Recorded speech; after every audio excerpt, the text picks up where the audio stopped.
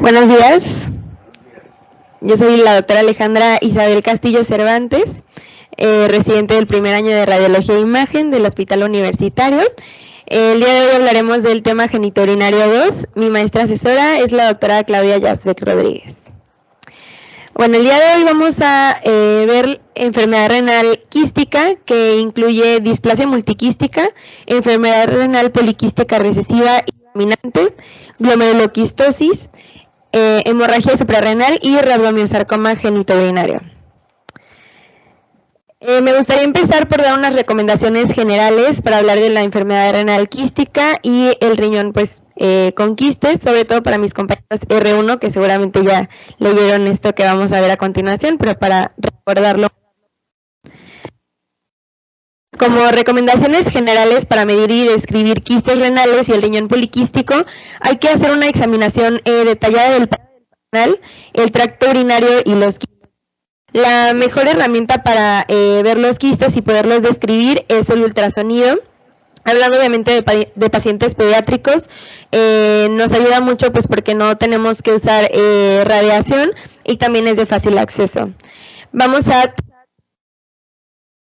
Y obviamente siempre tablas que nos indican los valores normales, tanto mínimos como máximos para la edad. El tamaño renal lo vamos a medir en sagital y en cortes transversales también.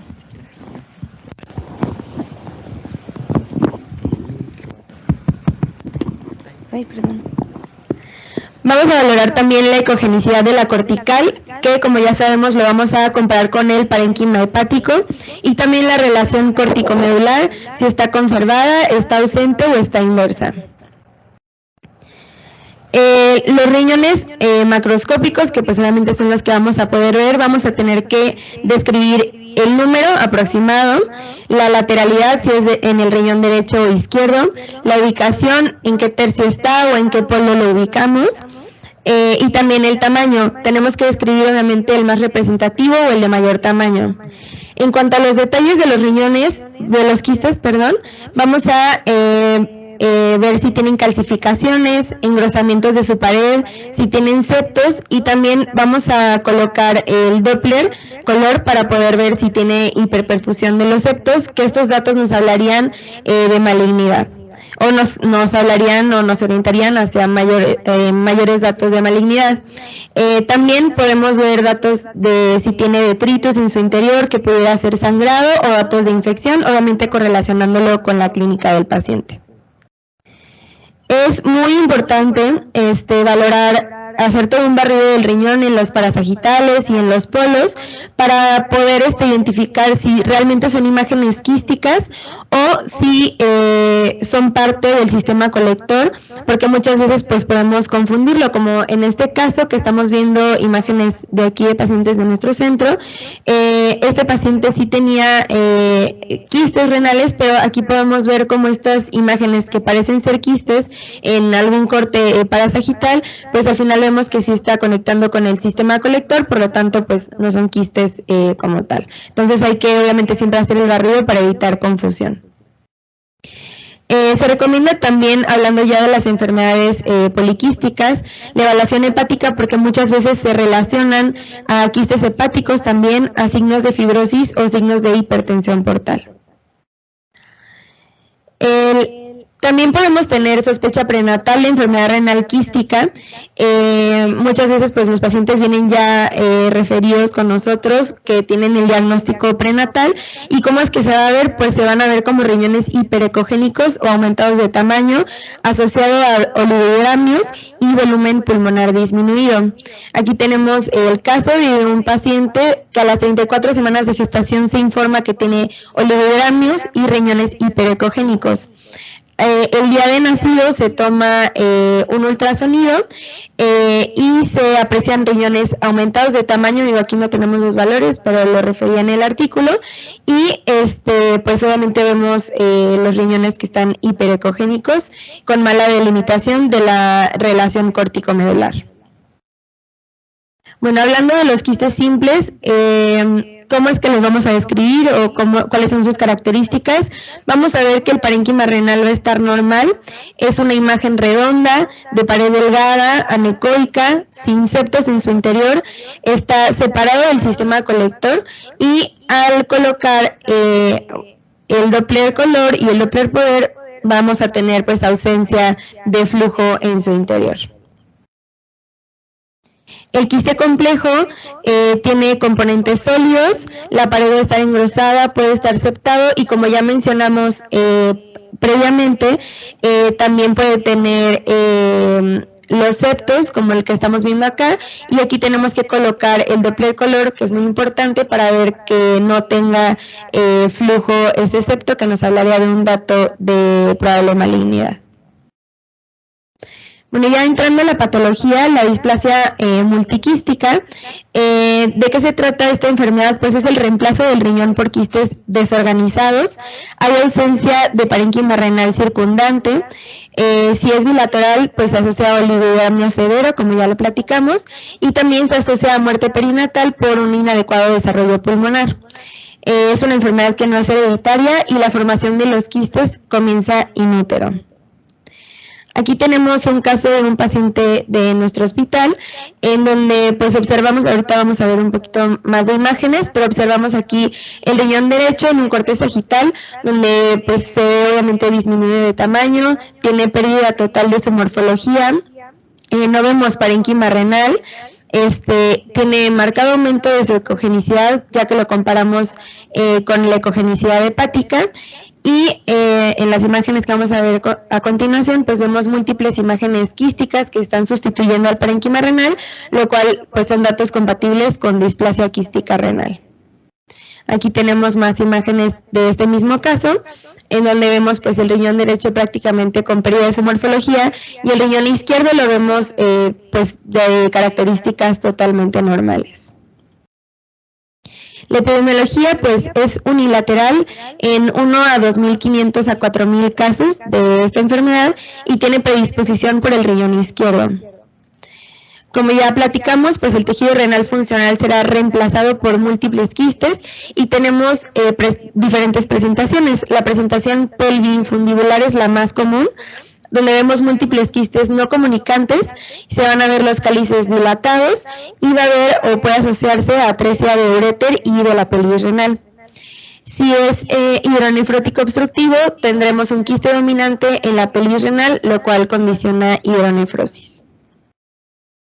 Esta enfermedad se asocia a reflujo vesicoureteral, obstrucción de la unión ureteropiélica, ectopia ureteral y ureterocelia. Aquí tenemos otro caso de nuestro centro, en donde vemos pues el riñón izquierdo en sus diferentes cortes, ya en sagital, donde podemos observar pérdida de la morfología, el contorno renal está lobulado, tiene múltiples quistes internos, el parénquima renal está aumentado en su ecogenicidad y podríamos también observar los vasos ciliares pequeños o incluso ausentes. Aquí tenemos el mismo riñón en corte transversal donde pues vemos las mismas características que ya mencionamos y pues es muy importante lograr identificar el quiste pues más representativo como ya lo mencionamos y describirlo en cuanto a sus medidas y su tamaño en el reporte. Este es un caso de un paciente de 1 mes de edad con diagnóstico prenatal de riñón derecho poliquístico. Tenemos aquí el corte sagital y los parasagitales y con Doppler y pues podemos ver que este riñón pues tiene también pérdida de la morfología, también pérdida de la relación córtico-medular y en lo que podemos visualizar del parénquima aumenta su ecogenicidad en relación a la ecogenicidad hepática. También pues vemos múltiples imágenes quísticas que no tienen flujo a la exploración con Doppler color.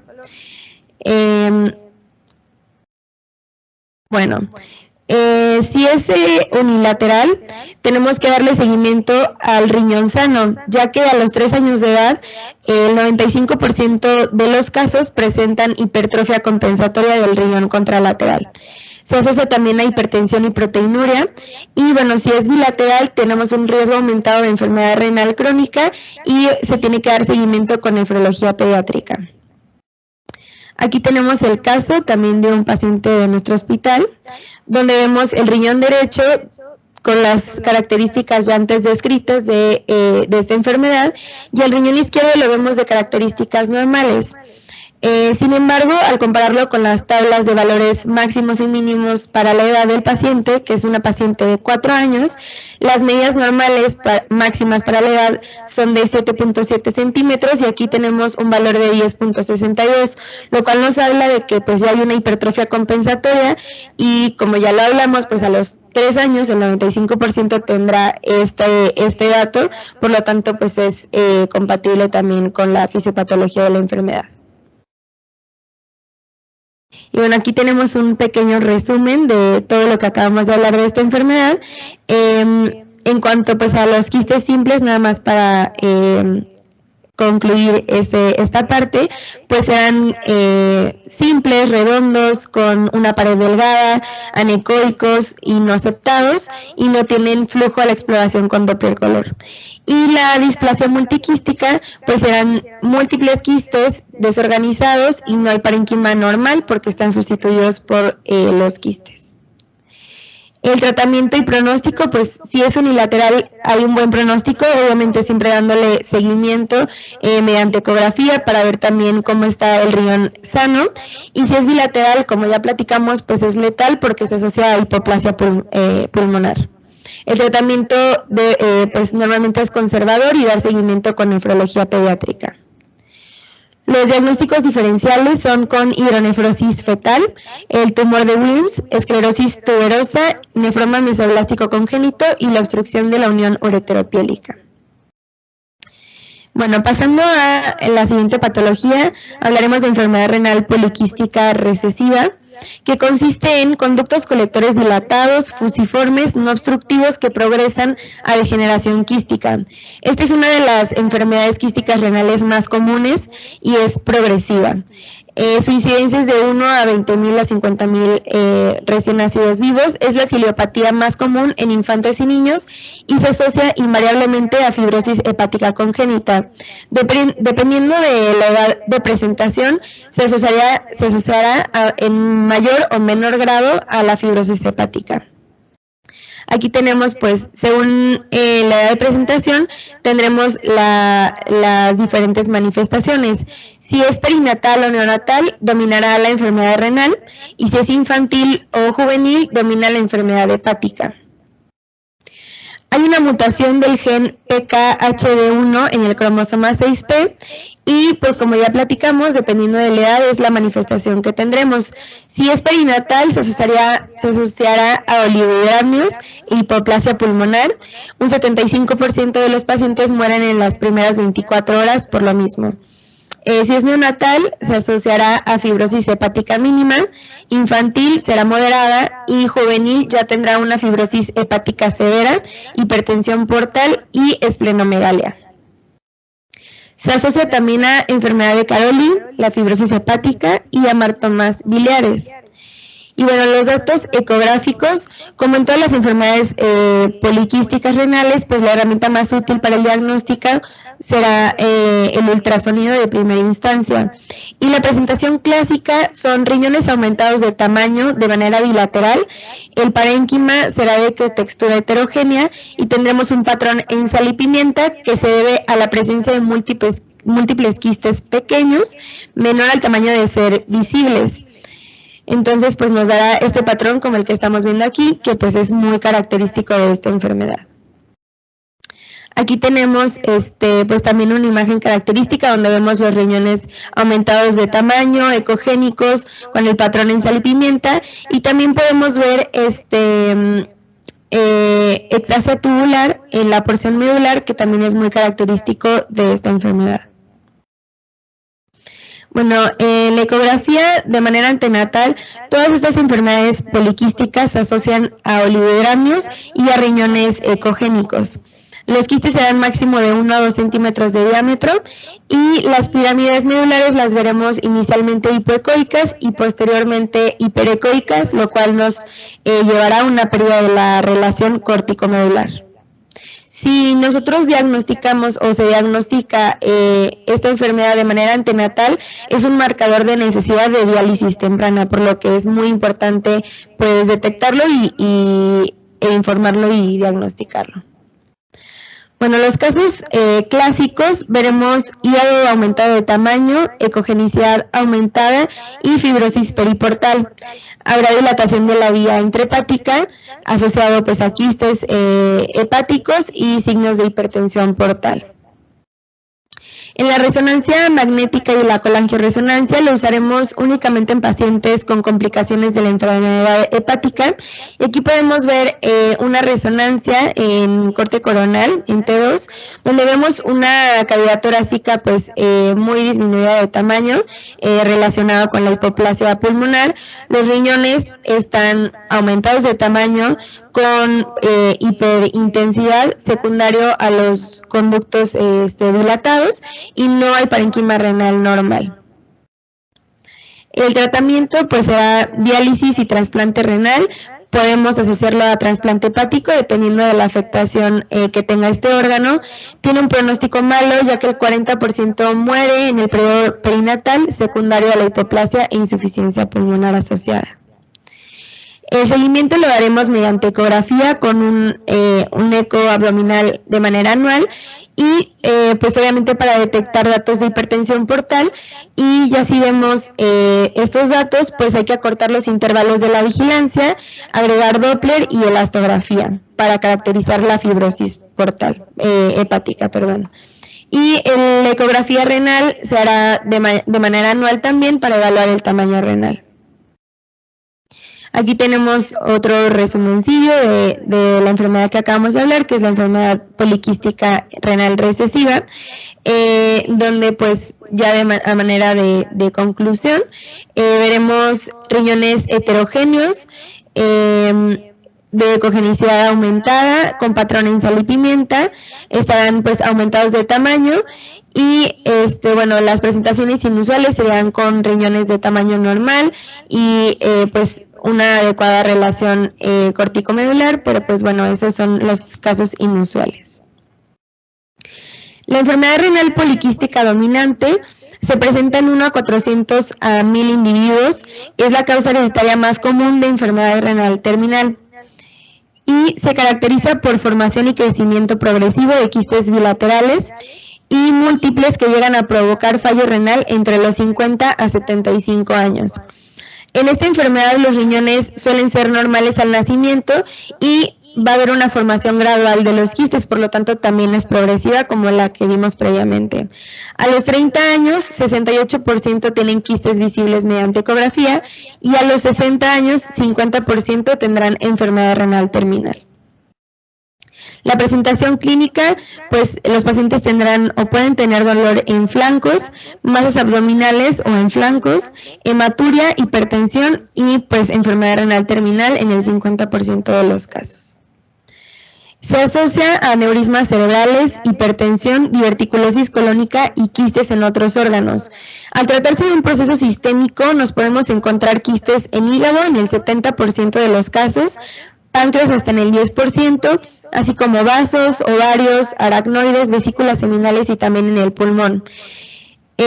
Aquí tenemos una resonancia en corte axial, en T2, donde vemos múltiples quistes hiperintensos a nivel del hígado, también en los riñones, y también podemos encontrar quistes pancreáticos. Otros sitios donde pues pueden haber quistes también, como ya lo mencionamos, son vaso y vesículas seminales. Macroscópicamente veremos múltiples quistes de tamaño variable, tanto en la corteza como en la médula, o sea, será difuso en todo el riñón. El líquido en su interior puede ser de contenido variable, o sea, podemos tener sangrado o datos de infección también, que lo veremos pues como masas ecogénicas móviles en el interior del quiste. Se asocia a una alteración de PKD1 en el 85% de los casos, que se asociará a presentación temprana y hay mayor probabilidad de progresar a falla renal si la mutación pues es de este gen. Si se asocia a PKD2, pues lo veremos en un 15% de los casos, y asociado a GANAB, a la mutación de GANAB, veremos mayormente quistes hepáticos y disfunción hepática y una enfermedad renal moderada. Entonces, dependiendo del gen que esté afectado, pues serán las manifestaciones que tendremos también. Tenemos diferentes criterios diagnósticos según la edad de presentación de nuestro paciente. En menores de 15 años tendremos que tener antecedentes heredofamiliares positivos, al menos un quiste renal y tamaño renal por encima de los valores máximos.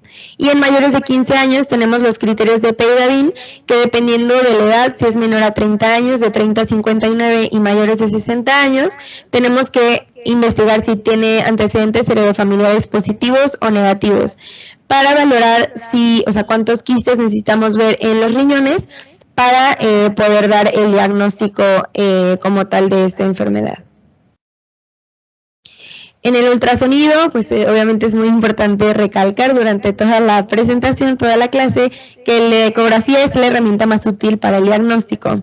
De manera antenatal, como todas estas enfermedades, tenemos hiperecogenicidad del riñón, más riñones aumentados de tamaño. De manera antenatal, el involucro hepático es poco común. Aquí pues tenemos un riñón que está aumentado de tamaño, tiene ecogenicidad también aumentada y tiene múltiples quistes de diferentes tamaños en todo, pues de manera difusa en todo el riñón. Podemos ver quistes simples y quistes también hemorrágicos o infecciosos, como ya habíamos mencionado, y obviamente pues es importante describir pues los más representativos. En cuanto a los quistes hemorrágicos o infecciosos, la clínica del paciente también nos puede dar o nos puede orientar hacia la sospecha diagnóstica. Si el paciente o la paciente presenta dolor en flancos, podríamos asociarlo un poco más a un quiste hemorrágico, y si presenta fiebre o leucocitosis, asociarlo a un quiste infeccioso. En la tomografía, los quistes simples pues los veremos con 0 unidades Hounsfield, con paredes delgadas y regulares. Esta es una tomografía en corte coronal contrastada, de una paciente de 25 años con antecedentes heredofamiliares de enfermedad renal poliquística dominante, donde vemos múltiples quistes en ambos riñones de diferentes tamaños. Y bueno, aquí vemos, se refiere a un tamaño renal normal, por lo tanto estamos viendo manifestaciones tempranas de esta enfermedad. Como ya sabemos, pues esta enfermedad es progresiva, por lo tanto aumenta el número de quistes y también el tamaño de los mismos. En la resonancia magnética la vamos a reservar a casos donde el ultrasonido no sea concluyente. Y bueno, aquí tenemos la resonancia del mismo paciente en secuencias T2 y T1, donde estamos viendo pues aquí de este lado, a su mano izquierda, múltiples quistes en el riñón.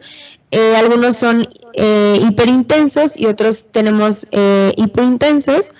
Y luego vemos en la secuencia T1, es el mismo paciente, pero los quistes que eran hipointensos en T2 son ahora hiperintensos, lo cual nos correlaciona a que sea son probables quistes hemorrágicos. El tratamiento pues será trasplante renal por ser una enfermedad progresiva y pues que sabemos que a los 60 años el 50% requiere de este tratamiento.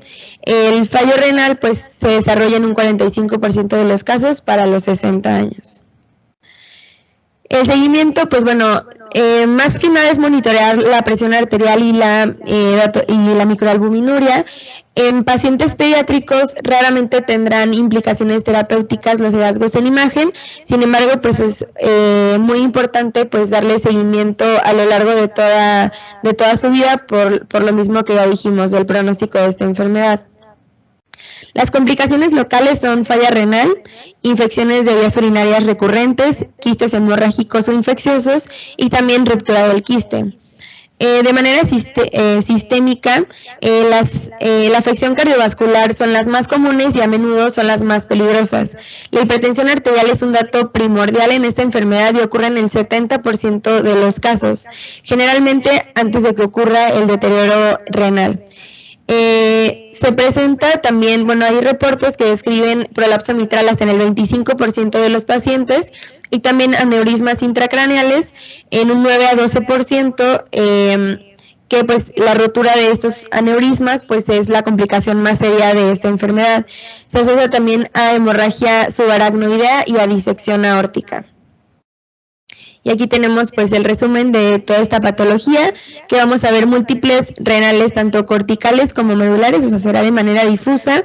El número de los quistes aumenta con la edad y también el tamaño renal. Y como ya sabemos, pues el feto o los neonatos presentan riñones hiperecogénicos. Pasando a la glomeruloquistosis, que es la última enfermedad poliquística renal que veremos, esta se trata de una enfermedad con afectación al espacio de Bowman alrededor del glomérulo. El glomérulo estará respetado, será de tamaño normal, pero hay una dilatación quística del espacio alrededor del glomérulo. Hay múltiples formas de presentación, o sea, esta no es una patología aislada, sino que tiene muchas maneras de presentarse. Y se asocia también a un fenotipo de la enfermedad que acabamos de ver, que es la enfermedad renal poliquística dominante. La diferencia que veremos aquí es que los quistes son mucho más pequeños y se localizarán únicamente en la corteza, y en la enfermedad poliquística dominante son difusos, como ya lo platicamos. La clasificación, según la manera de aparición, será familiar no sindrómica, asociada a síndromes hereditarios, sindrómica y esporádica. Y los datos ecográficos que veremos en esta enfermedad pues serán riñones ecogénicos, pérdida de la relación córtico-medular y riñones corticales pequeños. Es muy importante pues recordar que estos solamente serán corticales y no difusos. En la resonancia magnética podemos ver aumento del tamaño renal de manera bilateral. Veremos múltiples quistes menores a 1 centímetro en la cortical, con pérdida de la relación córtico-medular. Este es un caso de una paciente de 59 años con hipertensión y enfermedad renal severa, donde podemos ver las características pues antes descritas, donde vemos pues pérdida de la relación córtico-medular y múltiples quistes también en la corteza. Y pasando al rabdomiosarcoma genitourinario, ya terminando con la enfermedad renal poliquística. Sabemos que el rabdomiosarcoma es un tumor de origen muscular que puede aparecer en cualquier parte del cuerpo, exceptando el hueso. El rabdomiosarcoma genitourinario se presenta con clínica de obstrucción urinaria o digestiva y la diseminación es linfática o hematógena. El rabdomiosarcoma se presenta en el sistema genitourinario en un 5%, afectando de manera más común a la vejiga y en segundo lugar a la próstata. El tumor vesical es el tumor vesical más común en pacientes menores de 10 años. La edad promedio de presentación es de 4 años. Tiene una relación hombre-mujer de 3:1 y el 90% es de subtipo embrionario. Este subtipo es de buen pronóstico. Se asocia a anomalías congénitas cerebrales, neurofibromatosis y nefroblastoma. Los factores de buen pronóstico son el patrón boitroide, el subtipo embrionario, que es el más común, y tumores obviamente de bajo grado. Se puede presentar con hematuria, masa pélvica o escrotal, disuria, retención urinaria, infecciones de vías urinarias y una masa infiltrante o polipoide. Aquí tenemos una radiografía de un caso de un paciente de 6 años, masculino, que tenía retención urinaria, datos de retención urinaria, y se le coloca una sonda Foley y no mejora esta retención. En la radiografía podemos observar desplazamiento del intestino por una masa de radiopacidad de tejidos blandos. Por lo tanto, se decide realizar una tomografía contrastada. Este es un corte axial en este mismo paciente, donde vemos una tumoración pues muy grande, heterogénea, con zonas de realce, que vemos que está desplazando la vejiga de manera anterior. Aquí pues podemos ver la sonda Foley. Entonces pues esto correlaciona con los datos de rabdomesarcoma genitourinario. En la ecografía, pues lo más común es que veamos involucro del piso vesical. Se verá como una masa heterogénea, como la que tenemos aquí, con elementos quísticos y sólidos. Debemos de descartar datos de obstrucción de vías urinarias. Y bueno, también veremos pues a la exploración con Doppler que tiene flujo vascular pues interno. Es muy importante siempre que veamos pues una masa en el interior de la vejiga, hacer maniobras pues de cúbito lateral para ver si esta masa si es dependiente como tal de la pared vesical o no. En este caso pues aquí en esta imagen de abajo se puso al paciente en decúbito lateral y se vio que pues esta masa no se estaba moviendo, por lo tanto correlacionó con un rabdomesarcoma genitourinario. En la resonancia magnética, en T1 lo veremos hipointenso y en T2 lo veremos con realce heterogéneo. Esta es una resonancia magnética en T2, en corte sagital de un paciente de 7 años, donde podemos ver una masa heterogénea con zonas de hiperintensidad que viene desde la próstata. Vemos como la vejiga está desplazada hacia arriba y también pues la sonda Foley, bueno el catéter de la sonda Foley también tiene un curso alterado por la misma masa que lo está desplazando. Aquí vemos también una masa hiperintensa que viene también dependiente de la próstata, que desplaza el recto hacia la derecha y la vejiga hacia anterior. Se menciona que es difícil diferenciar si se originan de la próstata cuando el rabdomesarcoma es muy grande, y bueno, pero los mejores estudios para valorar la extensión y linfadenopatías pues es la resonancia y la tomografía. El tratamiento de esta enfermedad pues es quirúrgico. Se puede dar quimioterapia no adyuvante para reducir el requerimiento de cirugía y pues la sobrevida con quimioterapia es mayor al 70%. También podemos asociarlo o se puede asociar a radioterapia. Y bueno, por último hablaremos de la hemorragia suprarrenal neonatal. Es súper importante obviamente siempre hacer un buen interrogatorio, porque se asocia a trauma del trabajo de parto, asfixia perinatal, sepsis e infecciones congénitas. Esta es una patología que tiene múltiples diagnósticos diferenciales, pero si nos orientamos con los antecedentes del paciente, pues podemos dar un mejor o acercarnos mejor al diagnóstico. Puede ser uni o bilateral, pero tiene una predisposición por la suprarrenal derecha en un 75%. Bueno, en la ecografía, ¿qué es lo que vamos a ver? Veremos una masa ecogénica que a la exploración con Doppler color será avascular, que reemplaza o provoca el aumento del volumen de la glándula suprarrenal. Va a ser una masa superior al riñón del paciente y la apariencia va a variar con la temporalidad. Si lo detectamos de manera aguda, se verá hiperecoico. Posteriormente será de ecotextura heterogénea, como tenemos en este caso. Posteriormente podrá llegar a ser anecoica en su totalidad. Como ya describimos, pues aquí colocamos el Doppler y vemos que esta imagen anecoica pues no tiene flujo interno, por lo tanto pues correlaciona con una hemorragia suprarrenal. Aquí tenemos el caso de un paciente con distocia del trabajo de parto, disminución del hematocrito y de la hemoglobina, con ictericia neonatal que no cedía al tratamiento con fototerapia. Aquí vemos pues que tiene la ecotextura es heterogénea, tiene pues es una imagen de bordes irregulares. Vemos que en su interior tiene imágenes ecogénicas que probablemente eran móviles, que correlacionan pues con la hemorragia. A la exploración con Doppler color no tiene flujo interno, por lo tanto, pues correlaciona también con los antecedentes del paciente con una hemorragia suprarrenal. Como ya dijimos, al seguimiento, al pasar de los días, podemos ver que la imagen pues ver cambiando de características. Este es el mismo paciente 3 días después, donde vemos disminución del tamaño de la hemorragia suprarrenal. Y también pues empezamos a ver que la ecotextura empieza a cambiar y también pues sí, los datos de las características en su ecogenicidad. Lo mismo, se pone el Doppler color y vemos que también continúa sin flujo a la exploración por este medio.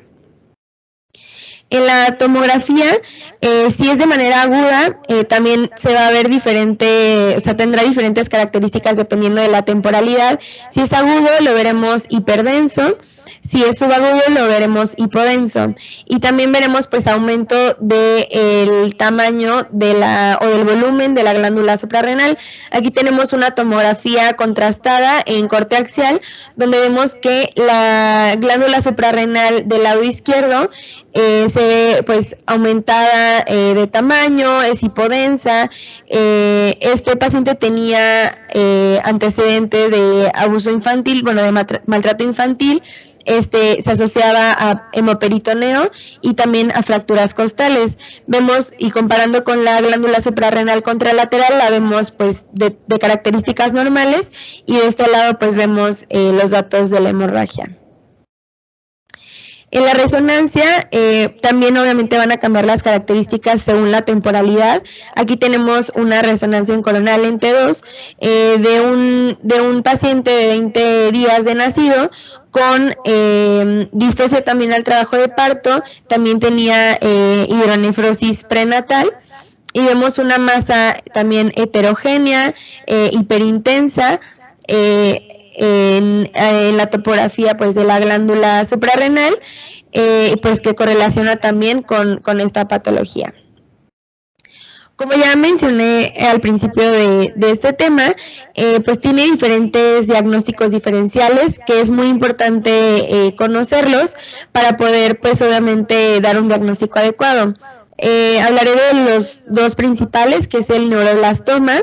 Es la neoplasia maligna más común en el primer mes de vida.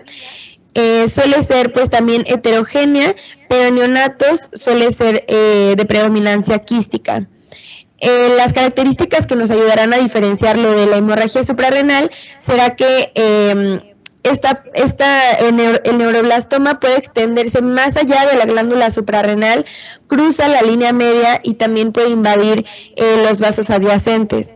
Claro que si vemos metástasis o datos que nos sugieren metástasis, pues también correlaciona todavía más con neuroblastoma, más que con la hemorragia. Y a la exploración con Doppler color, que pues también nos ayudará mucho de manera inicial, pues vamos a ver que esta masa tendrá flujo en su interior, al contrario de lo que sería una hemorragia suprarrenal. Aquí tenemos dos tomografías en cortes axiales contrastadas, donde vemos pues es una masa que cruza la línea media, es heterogénea, está pues obviamente más allá de la glándula suprarrenal, tiene múltiples calcificaciones que también se asocian al neuroblastoma, y pues bueno, esto nos ayuda a diferenciarlo de la hemorragia suprarrenal. La siguiente patología que también es muy importante diagnosticarla o hacer el diagnóstico diferencial con la hemorragia suprarrenal es la hiperplasia adrenal congénita. Aquí veremos de manera bilateral que están aumentadas de tamaño las glándulas suprarrenales, se ven pues más homogéneas, con un patrón pues más liso, y tienen, lo que también nos ayuda mucho es que mantienen la forma o la morfología de la glándula suprarrenal. En la tomografía no contrastada típicamente son hipodensas, y si administramos contraste tendrán realce.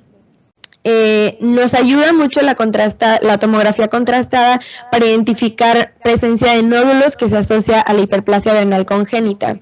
Aquí tenemos una tomografía en corte axial contrastada, donde vemos aumento de manera bilateral en el volumen de las glándulas suprarrenales. Vemos pues obviamente las características donde la morfología de la glándula pues está conservada, es únicamente el tamaño lo que está alterado. Y de este lado también tenemos una tomografía en corte axial contrastada, donde vemos múltiples nódulos a nivel de las glándulas suprarrenales asociada a aumento de tamaño de las glándulas.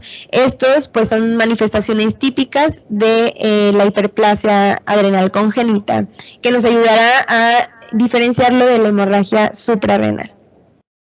Bueno, eso sería todo. No sé si tengan alguna duda, comentario, algo que quieran agregar. ¿Nada?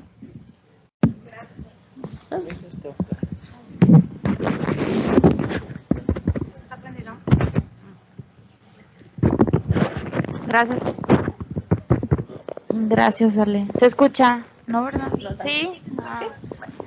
Como quieras, está muy extraño. Gracias.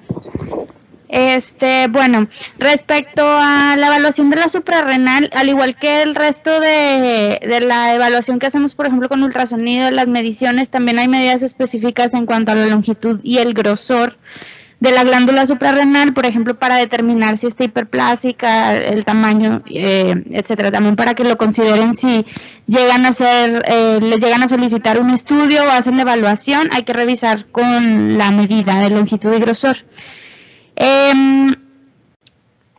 No es poco frecuente que se soliciten estudios para hacer la evaluación, o sea, sí se hacen, y también se pueden encontrar datos de hemorragia, y aquí lo principal es hacer la caracterización, como ya mencionaba Ale, en cuanto a si tiene flujo, si se ve más contenido quístico, si está heterogéneo, si está ecogénico, etcétera. Si tiene flujo, pero también si no hay ningún otro hallazgo, excepción de lo de suprarrenal, el seguimiento. Siempre tienen que sugerir seguimiento para ver la evaluación y estos cambios que puede tener la hemorragia, como ya vimos aquí en el ejemplo. Va a variar tanto el volumen como la morfología, y eso les va a ayudar a definir que el diagnóstico sí fue una hemorragia. Y ya a manera, va a estar cambiando, los controles los pueden hacer cada semana, para ir viendo esta variación y tampoco darle mucho espacio de que el paciente se vaya a perder, etcétera. Y ya de manera ya más crónica, conforme vamos viendo estos cambios, al final la glándula puede quedar con calcificaciones distróficas, esas asociadas a la hemorragia, o sea, no necesariamente también confundir con que pueda ser una lesión o que tenga una tumoración ahí, o sea, pueden verse calcificaciones después de una hemorragia ya como a manera más crónica. Eso respecto a suprarrenal. Ahora, en cuanto a lo que habló Ale de las lesiones quísticas renales, pues siempre hay que hacer como un abordaje diagnóstico en cuanto a ir viendo cuáles son los hallazgos que se encuentran. O sea, si la alteración es unilateral, si la alteración es bilateral, todo lo que ya hemos estado revisando. Y la afección en el riñón, no sé si es un riñón que está aumentado, si es un riñón que está más pequeño, si es un riñón que tiene alteración de la diferenciación córtico-medular, si tiene quistes de diferentes tamaños, si comunican, si no comunican, si son más lineales, o sea, para poder hacer de esa manera un abordaje diagnóstico y al final tener un diagnóstico presuntivo o un diagnóstico diferencial en el caso que no se pueda. Aquí obviamente vimos las presentaciones más clásicas y de que casi, o sea, lo que es igual a la imagen, pero muchas veces van a ver que realmente es un desafío el llegar al diagnóstico porque pueden tener incluso combinaciones en un riñón, tener una porción que esté sana y otra porción que tenga alteración, que esté displásica. Y bueno, entonces ir viendo los hallazgos y ir haciendo la caracterización para poder como orientarnos más sobre alguna patología de estas que hemos estado viendo en la clase. No sé si ustedes tengan algún comentario. ¿No? Muy bien, muchas gracias. Gracias, Ale.